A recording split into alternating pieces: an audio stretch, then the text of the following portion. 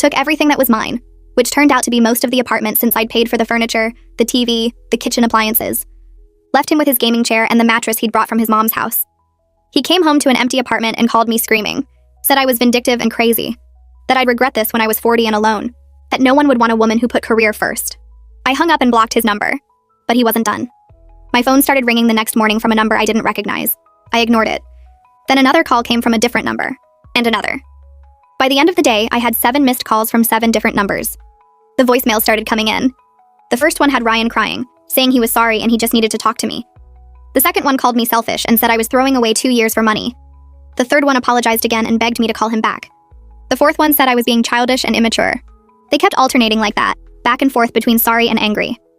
Camilla called me that night to check in, and I told her about the voicemails.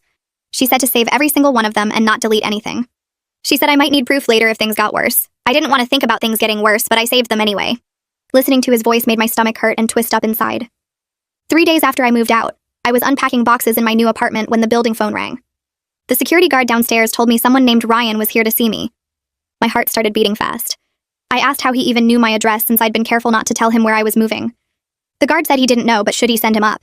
I said absolutely not and that Ryan wasn't allowed on the property ever. The guard said he'd make a note of it and escort him out. I stood there shaking for like 10 minutes after I hung up. That same afternoon, my mom called me sounding upset.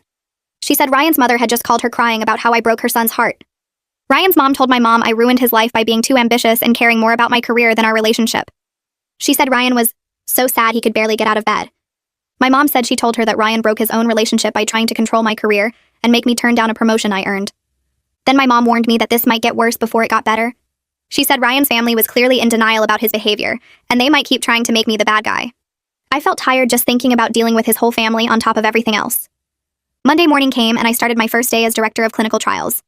I felt excited and exhausted at the same time from all the Ryan drama over the weekend. My new office was on the 4th floor with big windows that looked out over the city. I spent my lunch break just sitting in my chair and staring at the view. This was what I worked for. 60-hour weeks for 5 years, weekend classes, conferences I paid for myself. I earned this office and this job, and I felt proud sitting there. Around 2 o'clock, another director stopped by my office and knocked on the open door. He introduced himself as Duncan Steele and said he started about 3 months ago. He offered to give me advice about how to deal with company politics and who to watch out for. He was friendly but not weird about me being a woman in leadership, which felt really nice after dealing with Ryan's insecurity for so long.